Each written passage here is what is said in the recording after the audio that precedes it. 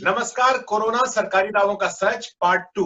पहले हिस्से में आपने देखा कि किस तरह से जो लॉकडाउन है जिसे रामबाण की तरह दिखाया गया और एकमात्र तरीके की तरह प्रस्तुत किया गया कोरोना महामारी संकट से निपटने के लिए, वो ऐसा नहीं है। लॉकडाउन का सिर्फ एक सीमित फायदा होना था जो किसी और ने नहीं कहा था, बल्कि सरकार की सबसे बड़ी medical research agency Indian council of medical research यानी भारतीय आयुर्विज्ञान अनुसंधान परिषद ने कहा था।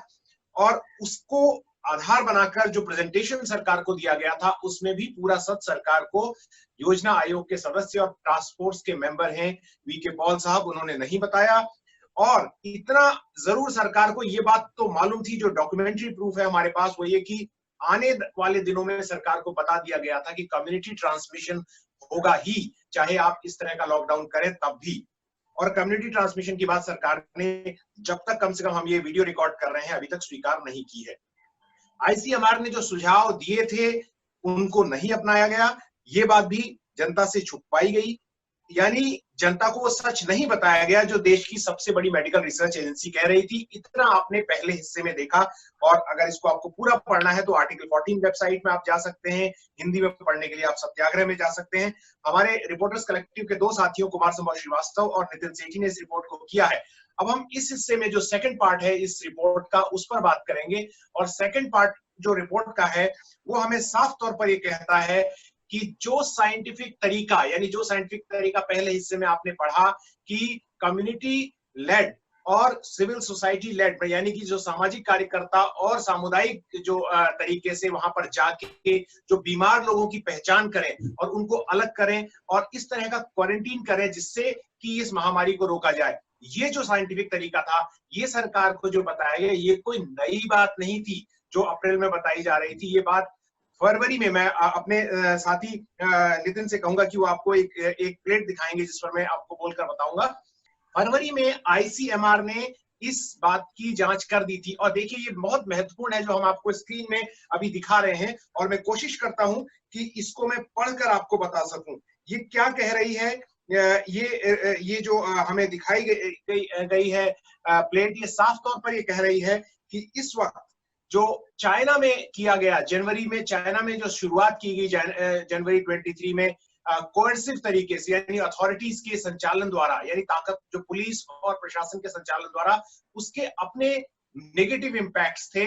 जबकि जो तरीका आईसीएमआर सुझा रहा था, आप इसमें पढ़ सकते हैं, वो तरीका जो है साफ तौर पर कहीं ज्यादा प्रभावी होता। और इन दो तरीकों में कितना अंतर होता है इस प्लेट को हम अगर दिखाएं। और नितिन से मैं कहूंगा कि दूसरा हिस्सा जो है नितिन, इसके बाद की जो प्लेट है उसका अगर दूसरा हिस्सा आप दिखा सकें। आईसीएमआर ये दिखा रहा था इस प्लेट के द्वारा कि अगर हर 2 में से एक आदमी जिसको कोविड के सिम्टम है या लक्षण दिख रहे हैं, अगर उनको वो लक्षण दिखने के 48 घंटे के अंदर ही क्वारंटीन में डाल दिया जाए तो जो पूरा संक्रमण है इसका 62% कम हो जाएगा। और या अगर आप पहले हिस्से से हमें याद करें, हमने स्टोरी का किया था कि लॉकडाउन से केवल 20 से 25% फर्क पड़ता था, जबकि ये साइंटिफिक मेथड फॉलो करने से 62% तक संक्रमण कम होने की उम्मीद साइंटिस्ट ने जाहिर करी थी, और ये फरवरी की बात है। राइट। अगर हम अगला ग्राफ देखेंगे, यहाँ 62% संक्रमण कम होने की बात है, लेकिन जो अगला ग्राफ नितिन दिखाने जा रहे हैं उनको देखिए ध्यान से।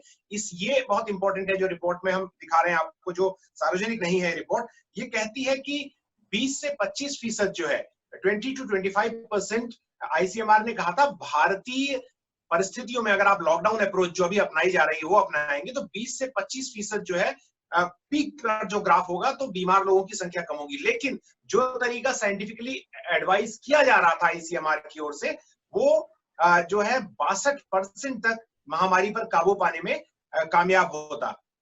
यही बात है संभव इसमें?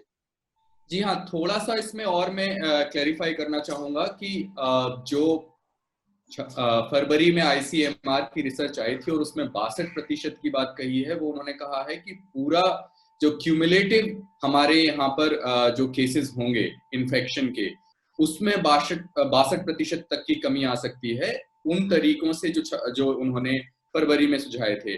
लेकिन जो लॉकडाउन से जो कमी आ रही है 20 से 25%, वो पीक जो केसेस होंगे, एक दिन में जो सबसे ज्यादा केसेस आएंगे इवेंचुअली देश में, उस पीक में 20 से 25% की कमी की बात कर रही है। तो उसमें लॉकडाउन के बाद जब ये आईसीएमआर का एस्टिमेट है, उसमें ये नहीं कहा गया है कि क्यूमुलेटिव केसेस में भी कोई कमी आएगी या नहीं आएगी, ऐसा उसमें कोई आंकलन नहीं है। सिर्फ पीक को कम करने से 20 से 25% की बात कही गई है लॉकडाउन से।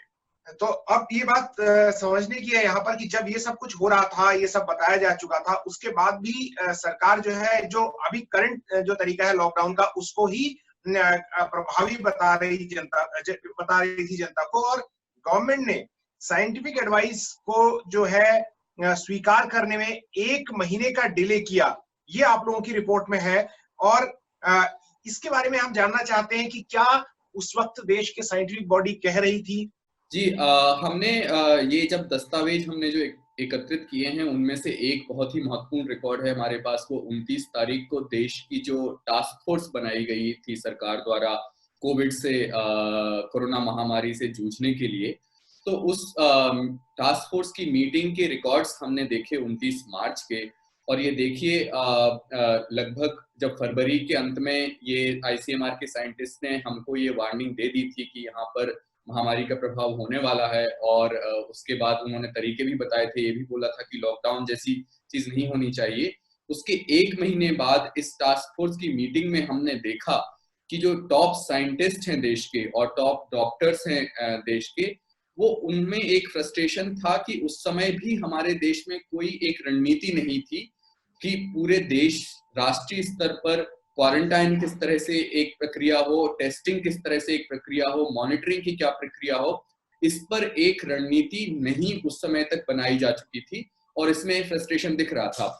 इसमें से हम लोगों ने देखा कि यहाँ तक एक एक्सपर्ट ने ये बोला कि अगर हमारे देश में 29 मार्च की स्थिति में महानगरों जैसे कि दिल्ली, पुणे, बेंगलोर और मुंबई, वहां पर की जनसंख्या को भी हम नहीं बता सकते हैं कि वहां क्या स्थिति है, तो देश के 700 जिलों में हम कैसे बताएंगे? एक ये सवाल उठाया गया था वहां साइंटिस्ट द्वारा।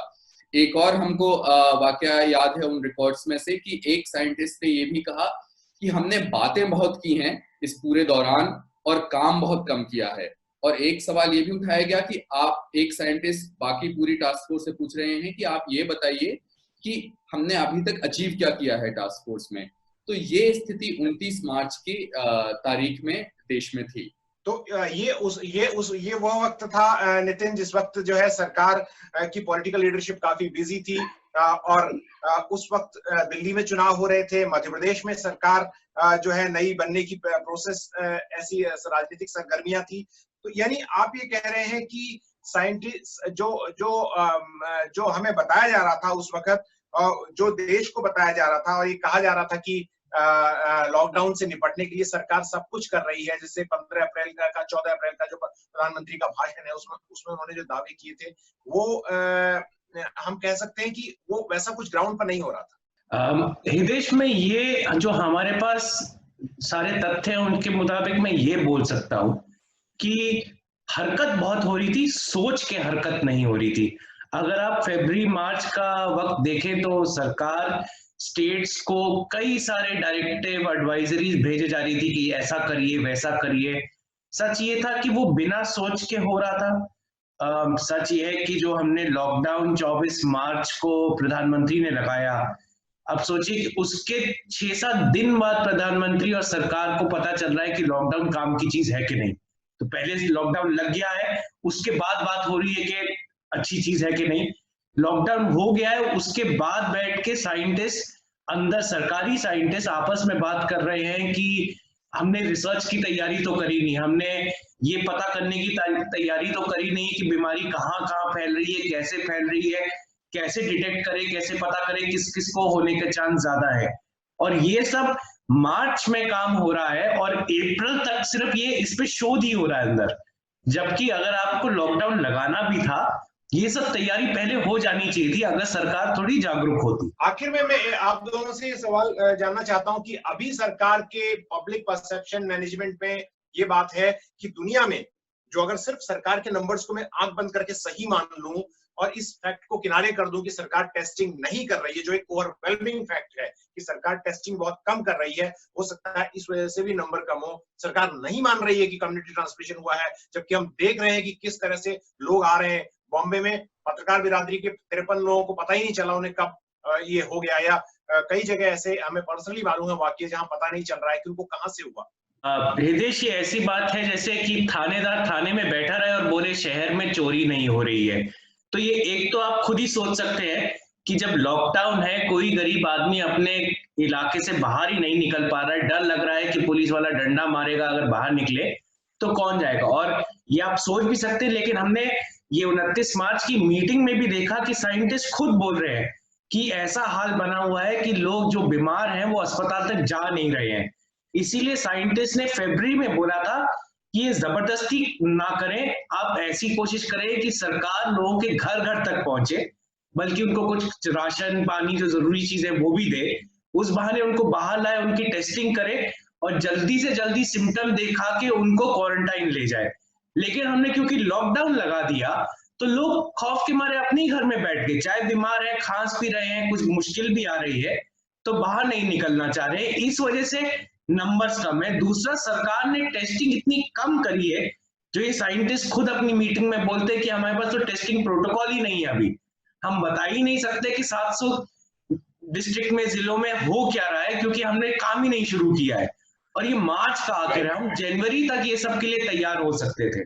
आखिर में संभव एक बहुत ब्रीफ कमेंट आपसे चाहूंगा इस बारे में कि आपने अपनी रिपोर्ट में पिछली बार कहा था कि इस लॉकडाउन से, जो करंट इफेक्टिव लॉकडाउन अभी है, जो लगाया गया है, इन एक्शन है, उसकी वजह से 200 दिन तक पहुंच सकता है ग्राफ। तो ये कहना भी जल्दबाजी है कि अभी जो हमें अफसाना दिखाई दे रहा है, क्योंकि 200 दिन लगेंगे, हमने उसे थोड़ा डिले किया है, लेकिन विनोद पॉल की बात के मुताबिक वो डिले के बावजूद, यानी आईसीएमआर के मुताबिक वो डिले के बावजूद भी कम्युनिटी ट्रांसमिशन तो होगा ही। ये बात तो सरकारी दस्तावेजों में भी है। तो आप ये कह सकते हैं इस बात को कि अभी जल्दबाजी है, जो बात नितिन कह रहे हैं इसमें ये बात जोड़ी जा सकती है कि ग्राफ का अभी पीक में जाने तक हमें इंतजार करना होगा।